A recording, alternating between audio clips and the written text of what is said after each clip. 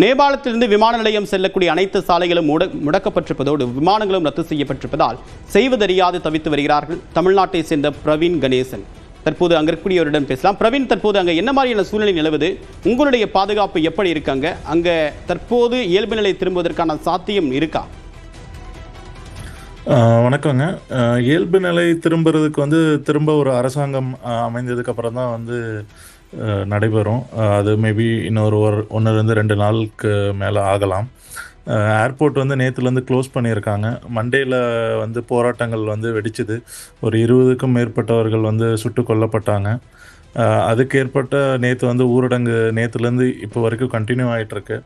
நான் இங்கே சண்டே வந்திருந்தேன் பிஸ்னஸ் வேலையாக. திங்கட்கிழமை இந்தியா கிளம்புறதா இருந்தது. பட் அன்னைக்கு ரொம்ப போராட்டங்கள் இருந்தங்காட்டி எல்லா பக்கம் ரோடு பிளாக்கு, மறியல், ரொம்ப வன்முறை அதிகமாக இருந்தனால வெளியே போக முடியல ஹோட்டலில் இருந்து. நேற்றும் இன்றைக்கும் பார்த்திங்கன்னா கம்ப்ளீட்டாக ஊரடங்கு.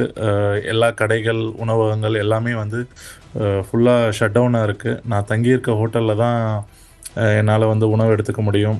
ரூம்குள்ளேயே தான் நான் அடைஞ்சு கிடக்கிறேன் இந்த ஒரு 3 நாட்களாக.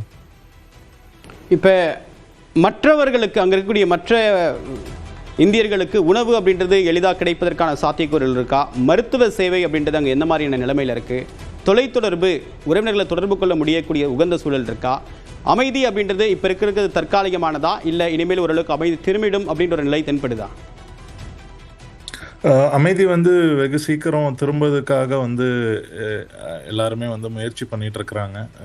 அந்த ஜென்சி, அந்த குரூப் ஆகட்டும், ஆர்மி ஆகட்டும், எல்லாருமே அடுத்த அரசாங்கம் ஃபார்ம் ஆனதுக்கப்புறம் கண்டிப்பாக ஒரு அமைதி நிலைமை திரும்பும்.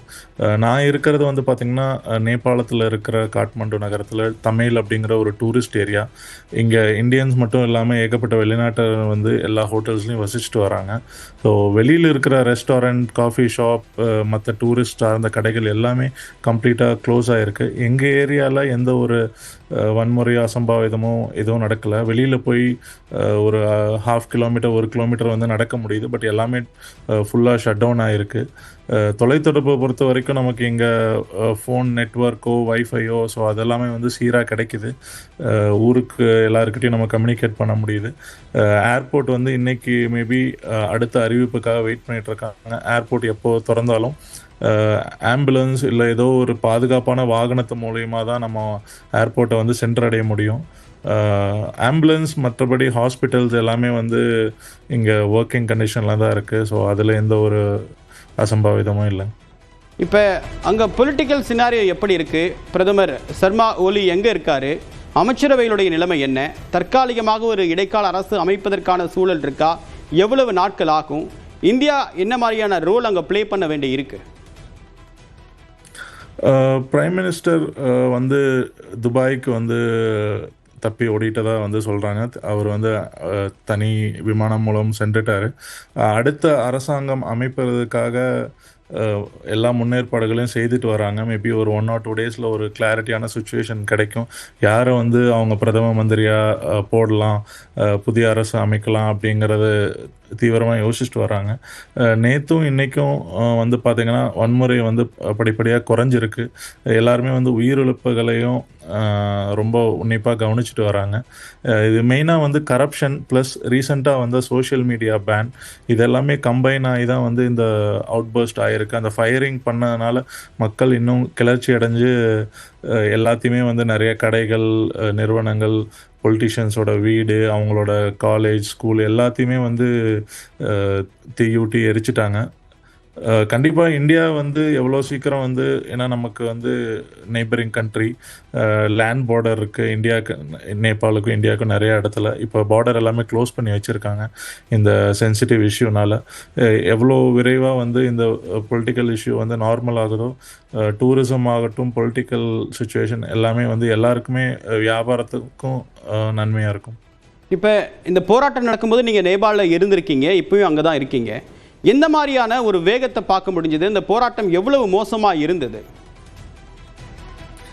நான் ஞாயிற்றுக்கிழமை வரப்போ சொன்னாங்க, திங்கட்கிழமை வந்து இந்த மாதிரி ஒரு போராட்டம் இருக்க போகுது. இங்கே ஃபேஸ்புக் அந்த மாதிரி நிறையா சோஷியல் மீடியா பேன் பண்ணிட்டாங்க. அதுக்காக வந்து இளைஞர்கள் வந்து போராட்டம் பண்ண போகிறாங்க. அமைதியாக தான் இருக்க போகுது அப்படின்னு சொன்னாங்க. சரி, நம்ம திங்கட்கிழமை காலையில் வெளியே போகலான்ட்டு இருந்தோம். சரி, போராட்டம் ஒரு கட்டத்துக்கு பார்த்தா தீவிரமடைஞ்சு நிறையா பேர் உயிரிழப்பு அப்படிங்கிற செய்தி வரப்போ இது வந்து கட்டுப்படுத்த முடியாத லெவலுக்கு போயிருச்சு அப்படின்னு தெரிஞ்சது. சரி, நேற்று காலையிலையும் பார்த்தீங்கன்னா வந்து கடைங்கள்லாம் திறக்கும் அப்படின்னு இங்கே நமக்கு லோக்கலில் இருக்க ஃப்ரெண்ட்ஸ் சொன்னாங்க, உணவகம் வச்சுருக்கவங்க, நீங்கள் வாங்க கொஞ்சம் நேரத்தில் சாப்பிட்லாம் அப்படின்னு. பட் 1 ஹவர் கழித்து அவங்களே எனக்கு கால் பண்ணி, இல்லை நாங்கள் எந்த கடையும் திறக்கலை, நீங்கள் ரூம் விட்டு வெளியவே வராதீங்க, சேஃப் இல்லை, யார் என்னன்னு கூட தெரியாது. ஸோ வன்முறை வந்து அவங்க யாரை பார்த்து செய்கிறாங்கன்னு நீங்கள் கெஸ் பண்ண முடியாது. ப்ளஸ் நமக்கு வந்து ஹிந்தியோ நேபாள மொழியோ தெரியாது. ஸோ போராட்டக்காரர்கள்கிட்ட நம்ம புரிய வைக்க முடியாது, வெளியே போய் ஏதோ ஒரு பிரச்சனையை மாட்டினா. ப்ளஸ் நான் இருக்கிற சிட்டிக்குள்ளே இருந்து ஏர்போர்ட் போகிறதுக்கு அந்த போராட்டம் நடக்கிற மையப்பகுதியை தாண்டி தான் நான் போகணும். ஸோ அதனால் வந்து போராட்டம் முடிஞ்சு நார்மலாகி மக்கள் இயல்பு நிலைக்கு திரும்பினதுக்கப்புறம் தான் நம்ம வந்து நம்மளோட இருப்பிடத்தை விட்டு வெளியே போக முடியும். இப்போ உங்களை மீட்பதற்காக இப்போ போராட்டம் நடைபெற்ற இடத்தை தாண்டி தான் என்னால் ஏர்போர்ட்டுக்கு போக முடியும்னு சொல்லியிருக்கீங்க. உங்களை மீட்பதற்கு உதவிகள் தேவைப்படுதா? இந்திய அரசு ஏதாவது முயற்சி மேற்கொண்டு வராங்களா? நம்ம இன்னைக்கு வந்து காலையில் நம்ம தங்கியிருந்த ஹோட்டலில் கேட்டிருந்தோம் ஏர்போர்ட் எப்போ திறப்பாங்கன்னு சொல்லி. அவங்க மதியத்துக்கு மேலே வந்து புதிய அறிவிப்பு வரலான்னு சொல்லியிருக்காங்க. நம்ம எதுவாக இருந்தாலும் இப்போ நான் வந்து இந்திய எல்லைக்கு வந்து ரோடு வழியாக செல்லணுன்னாலும் அந்த காட்மாண்டுவோட மையப்பகுதி தாண்டி தான் போகணும். டாக்ஸியோ இல்லை பைக்கோ இல்லை வேறு எந்த ஒரு டிரான்ஸ்போர்ட்டும் இப்போதைக்கு வந்து ஒர்க்கிங்காக இல்லை. நான் மட்டும் போகணுன்னாலும் சரி, இல்லை வேறு மற்றவங்க போகணுன்னாலும் சரி.